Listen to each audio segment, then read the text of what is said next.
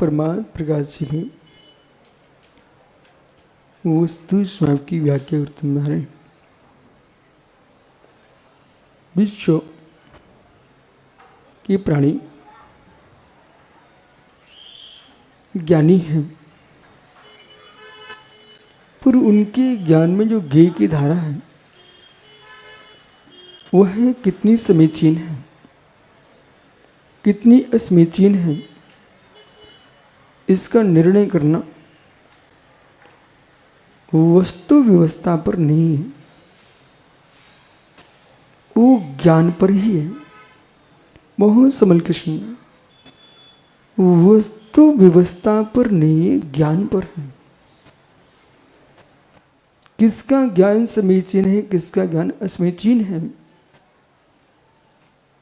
इस बात को बताने के लिए क्षमता किसी में है, वो केवल ज्ञानी है। किसका ज्ञान समीचीन है, किसका असमीचीन है, जिसका क्षोभ प्रचंड होगा, श्रुत सपर्याय से युक्त होगा, जिसका निश्चल निष्काम अपेत केतवा से युक्त ज्ञान होगा, वही ज्ञाता समझ सकता है आगम अनुकूल है कि आगम प्रतिकूल है। आगम प्रमाण से ही जाना जा सकता है कि व्यक्ति का ज्ञान कैसा है, अनुमान प्रमाण से जाना जा सकता है व्यक्ति का ज्ञान कैसा है।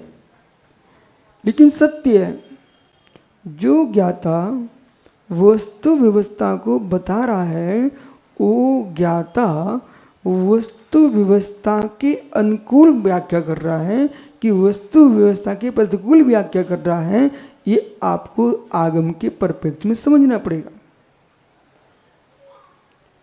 ज्ञान का विपर्यास, ज्ञान का समीचीनता, ये प्रमेयों से नहीं है। बहुत समझ के सुनना, ये प्रमेयों से नहीं है, वस्तुओं से नहीं है। वस्तु यानी पदार्थ, द्रव्य, जगत का 6 द्रव्य का परिणमन, वो अपने आप में पूर्ण व्यवस्थित है। पुनः पुनः समझना, जो हम कई बार सुन चुके हैं, जान चुके हैं, उससे जानने की आवश्यकता नहीं। जिसे नहीं जान सके, नहीं समझ सके, उसे समझने की आवश्यकता है। हमने जो भी निर्णय किया है, तो आपने निर्णय किया कि वस्तु ऐसी है इसलिए मैं ऐसा बोल रहा हूं, वस्तु ऐसी इसलिए मैं ऐसा बोल रहा हूं। ये नियत नहीं है कि तुम बोल रहे हो वैसी वस्तु है। ये नियत नहीं है कि आप जैसी बोल रहे हो वैसी वस्तु है। नहीं, वैसी वस्तु नहीं है। वस्तु का वस्तुत्व जो है सो है, वस्तु का वस्तुत्व तो जो है सो है। और वस्तु को तुम जो जान रहे हो, वो अपने ज्ञान के क्षोभसम की योग्यता से जान रहे हो, न कि तुम वस्तु को सत्य जान रहे हो। आप जो चिंतन कर रहे हो अपने ज्ञान से कर रहे हो, आप जो सोच रहे हो अपने ज्ञान से सोच रहे हो, आप जो समझ रहे हो अपने ज्ञान से समझ रहे हो। जैसा आप सुखदा समझ रहे कि ऐसी वस्तु है क्या? कम से कम छदमस्त वक्ताओं को आज ये बात समझ लेना चाहिए, सुन लेना चाहिए और स्वीकार कर लेना चाहिए। अशोक पंडित जी, सबसे ज्यादा दिक्कत वहां हो रही है कि जो तुम एक बार बोल चुके हो और बोलने के उपरांत आप ये करो जो मैंने समझा वही है, और फिर आपके 10 भक्त मिल जाए तो आप उनसे भी कहना यही है, और वे बेचारे जानते हैं, उन्होंने तो आप पर विश्वास कर लिया है कि हमारे पंडित जी ने कहा हमको ऐसे ही कहना है। ज्ञानी ज्ञानी पंडित जी ने क्या बोला है, पहले विश्वास नहीं करना चाहिए। आपको मेरी बात उल्टी से लगेगी पर क्षण में आपको सीधी लगेगी। विश्वास नहीं करना चाहिए, पहले व्यक्ति को समझना चाहिए। वो समझे बिना विश्वास कर लिया अब आपको समझ में भी आ जाएगा, तब भी वही कहना पड़ेगा क्योंकि विश्वास कर चुके हो। विश्वास नहीं करना चाहिए, पहले समझना चाहिए है, विवेक पूर्वक समझना चाहिए है। और आपको समझ में नहीं आए तो समझदार से पूछ के समझना चाहिए है। जो आपने जिस पर विश्वास किया है उससे भी अधिक क्षोभसमधारी जीव होंगे, उनसे मिलना चाहिए है। और वो जो क्षोभसम से युक्त जीव है, उनका जो क्षोभसम है आगम ग्रंथों से मिलान खाता है तो स्वीकार करना। वो आगम से मिलान नहीं खा रहा, तुम कितने क्षोभसम वाले हो तब भी स्वीकार नहीं है। फिर वो आगम जो है अनाप्त के वचनों को आगम नहीं कहता हूं, अपौरुषेय को भी आगम नहीं कहता हूं, अनाप्तों के वचनों को भी आगम नहीं कहते हैं। आगम वो होगा जो 18 दोषों से रहित परमात्मा होगा। उस परमात्मा के द्वारा उपदिष्ट जो वचन होगा उसका नाम आगम है। बीच के मध्य के कितने लोग कुछ भी बोल जाएंगे, बड़ी बड़ी पोथियां लिख के क्यों ना रख जाए, तब भी मैं स्वीकार नहीं करूंगा। मूल से मिलान खाएगा तो स्वीकार है, बराबर। अब प्रश्न है, हमारे पंडित जी ने ऐसा बोला है, हे मित्र आपके पंडित जी ने ऐसा बोला है, हो सकता है उन्होंने सही बोला, आपकी समझ में ना आया हो, अथवा पंडित जी कोई सर्वज्ञ तो है नहीं है, उन्हीं का अभिप्राय सत्य हो पर बुद्धि कमजोर हो, ऐसा भी हो सकता है। और बुद्धि श्रेष्ठ है, अभिप्राय विपरीत है, ऐसा भी हो सकता है। समझते जाना भाई, कभी ऐसा होता है कि अभिप्राय सही है लेकिन बुद्धि की न्यूनता से उल्टा कथन हो गया, अथवा बुद्धि बहुत अच्छी है लेकिन अभिप्राय खोटा है इसलिए उल्टा बोल रहे हो। मुझे किसी विद्वान से द्वेष नहीं, किसी साधु से राग नहीं, लेकिन अरहंत की देशना में अनुराग है। कथन अरहंत की देशना के अनुसार होना चाहिए। कारण शिवरार्थियों, आप जिसके लिए आए हो उस पर लक्ष्य रखना। खोटा खोटा उल्टा सीधा अनंत बार सुना है, अनंत बार धारण किया है, अनंत बार इसमें जिए हो, सो कलयुग में आ गए। पंचम काल में आने का प्रमाण पत्र यही है कि विपरीत मार्ग का चुनाव किया था। अब कहीं छठे काल में प्रवेश न हो जाए, इसलिए आप यहां पर आए हो कि हमारा श्रद्धान, हमारा ज्ञान, हमारा आचरण अरहत प्रवचन के अनुसार हो। क्योंकि आप सब समझदार लोग यहां बैठे हुए, कोई बचकनिया जीव नहीं है यहां पर, हर व्यक्ति के मस्तिष्क में प्रज्ञा है। इस बात के लिए आप आए हो, मैं अपनी आत्मा का हित चाहता हूं। वो आत्मा का हित चाहते हैं ना, तो बिल्कुल जो शास्त्र में लिखा है वो सत्य है, पर शास्त्र में लिखा जो सत्य वो सत्य नहीं है। पहले हमें खोज करना शास्त्र भी सत्य है कि नहीं। शास्त्र में लिखा इसलिए सत्य है, ऐसा जो मानता वो तो निगोद में चला जाएगा। शास्त्र में लिखा वो सत्य नहीं होता है, सत्य शास्त्र में लिखा है वो सत्य होता है। शास्त्र पुराण तो हर जगह मिल जाएंगे, तो पहले हमको शास्त्र की परिभाषा बनाना पड़ेगी। जब तक शास्त्र की परिभाषा नहीं बनाएंगे तो कोई भी पोथी तुम्हारे लिए प्रमाणित हो जाएगी और उसके अनुसार तुम जीना प्रारंभ कर दोगे। विश्वास रखना, ज्ञान के संस्कार अंदर चलेगा विपरीत तो अनंत भाव विपरीत हो जाएंगे। आप तो पग मनुलंगे मद दृष्टिष्ठ प्रोत्कम तत्वोपदेश कृत सार्वम शास्त्रम कापत घटनम।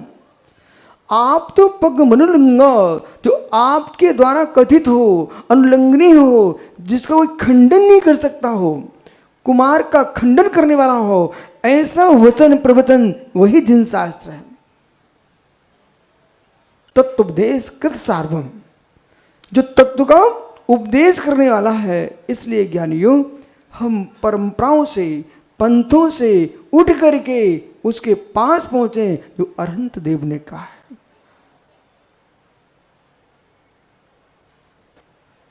व्यक्ति आपको प्रमाण है कि सत्य प्रमाण है? व्यक्ति प्रमाण है कि सत्य प्रमाण है? पर सत्य को आप जानोगे कैसे? कोई व्यक्ति को तो तुम्हें खोजना ही पड़ेगा। इसलिए ज्ञानियों, हम आगम को सनातन तद्दृष्टि से अपौरुषेय मानते हैं, लेकिन आगम को तीर्थंकरों ने कहा है वही है, इसलिए पौरुषेय है। अपौरुषेय क्यों बोल दिया फिर आपने? ऐसा प्रश्न करो ना। हम वो अपौरुषेय नहीं मानते कि किसी कर्ता का बोध नहीं इसलिए अपौरुषेय। प्रश्न ये नीलेश, कोई व्यक्ति यहां पर शिवरार्थी आया, ऐसा बच्चा था जिस बेचारे को जन्म लेते ही माता पिता का ज्ञान नहीं था और दूसरे के यहां पालन पोषण उसका हुआ, पर उसने स्पष्ट बोल दिया जिसने पालन किया, बड़ा होने बेटे हम तुम्हारे पालन पोषण करने वाले ही हैं, आपके माता पिता नहीं है। बोले मेरे आप माता पिता नहीं? बोले हाँ बिल्कुल सही है बेटा, मुझे तो दया आए सो मैंने आपका पालन पोषण किया है। अब जिसने पालन पोषण किया है उसे बच्चा एक पर्वत की चट्टान पर रखा मिला था, तो पर्वत की चट्टान पर रखा मिल गया तो बच्चा तो अपौरुषेय हो गया। बालक तो अपौरुषेय हो गया ना, क्योंकि चट्टान पे मिला था। उसके न बालक को मालूम है कि मेरे माता पिता कौन है और न पालन करने वाले को मालूम है कि मेरे माता पिता कौन है, तो वो बच्चा अपौरुषेय हुआ कि नहीं हुआ? हो गया। यानी जिस बालक के माता पिता का ज्ञान नहीं है, इसका मतलब अपौरुषेय हो जाए ऐसा नहीं होता है। कोई पत्थरों पर संतान का जन्म नहीं होता है, कोई चट्टानों पे बच्चे नहीं जन्मते हैं, कोई तालाब में बच्चे मनुष्य के नहीं जन्मते ना, वृक्षों से कोई फल के रूप में टपल उगते हैं। बच्चे तो माता पिता के गर्भाधान से ही प्रकट होंगे। इसलिए आपको बच्चे के माता पिता का नाम मालूम अवश्य न हो, इतना विवेक तो है कि मनुष्य की संतान मनुष्य से ही होती है। बराबर। ये बात किस बात की कर रहे हैं? इस बात की कर रहे हैं कि यदि तुम्हें अपनी कोई पुस्तक का कर्ता का ज्ञान नहीं है, वो कृतिकार ने अपना नाम नहीं दिया है, अथवा उसका नाम वहां से समाप्त हो गया हो, फट गया हो, दीमक लग गई हो, नहीं प्राप्त हो सका, इसका मतलब ये नहीं है कि जिसका नाम प्राप्त नहीं है वो पुस्तक वो कृति अपौरुषेय हो जाएगी, ऐसा नहीं होता है। प्रत्येक अक्षर जो लिखे जाएंगे यानी शास्त्र बनाए जाएंगे, वे पौरुषेय होंगे, अपौरुषेय नहीं होंगे। इसलिए हम अपने भगवान की वाणी को अपौरुषेय नहीं मानते हैं, पौरुषेय मानते हैं।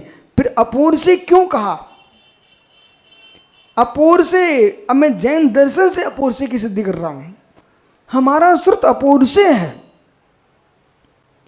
जो निबंधित किया है इसलिए पौरुषेय है, पर निबंधित जो उसके अंदर विषय है, सात तत्व का निर्माण किसने किया? सभी शिवरात्रि सुनो ध्यान से, क्योंकि आप यहां आए हो विश्वास मानो, अन्य किसी उद्देश्य से नहीं आए हो। सबको मालूम है मैं वहां जिनवाणी सुनने जा रहा हूं, बराबर। तो सात तत्व में जो ये बालक बैठा हुआ है, यानी इस बच्चे की आत्मा को किसने उत्पन्न किया? शीघ्र बोलिए बेटा। अब तुम यहां कुछ सीख के जाओगे। माता पिता से कोई आत्मा उत्पन्न नहीं होती है, शरीर का निर्माण हो सकता है। आप जो है अपने माता पिता से उत्पन्न हुए हो क्योंकि घर में आए हो, हैं? आए हो ना, ठीक है मित्र। बेटा आपकी आत्मा को माँ ने उत्पन्न किया कि पिता ने?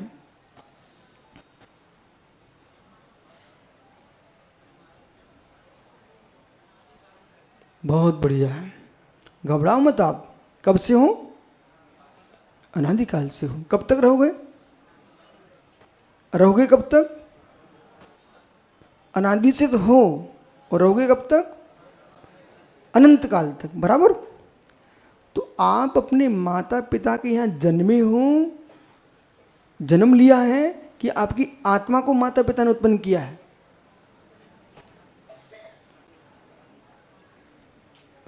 जन्म लिया ना, ठीक। अब दोनों खड़े रहो, अब तुमसे कोई प्रश्न नहीं है। अब प्रश्न है कोठारी जी से, वैद्य जी से। वैद्य जी, ये दो बच्चे खड़े हुए हैं, इन दो बच्चों की आत्मा को इस पृथ्वी पर किसने जन्म दिया?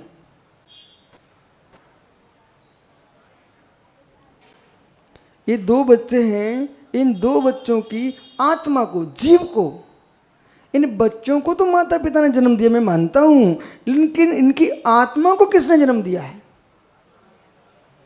हैं? बहुत बढ़िया। आत्मा का जन्म किसने दिया? आत्मा को जन्म न ब्रह्मा ने दिया, न विष्णु ने दिया, न महेश्वर ने दिया, न जिनेश्वर ने दिया। आत्मा त्रैकालिक है, बराबर। तो आगमों में लिखी जो विषय है, चाहे वो जीव द्रव्य हो, चाहे वो पुद्गल द्रव्य हो, धर्म द्रव्य हो, अधर्म द्रव्य हो, आकाश हो, काल हो, ये सारे के सारे द्रव्य जो है कब से हैं? कब से बेटा? अनादि काल से। कब तक रहेंगे? अनंत काल तक। इसलिए आगम को लिखने वाले तो पुरुष हो सकते हैं, पर आगम में लिखे विषयों को उत्पन्न करने वाले कोई पुरुष धरती पर नहीं है। इसलिए हमारे आगम का विषय जो प्रमेय है वो अपूर्व से है। बैठो बालक, बिल्कुल पंडित होके जाना यहां से।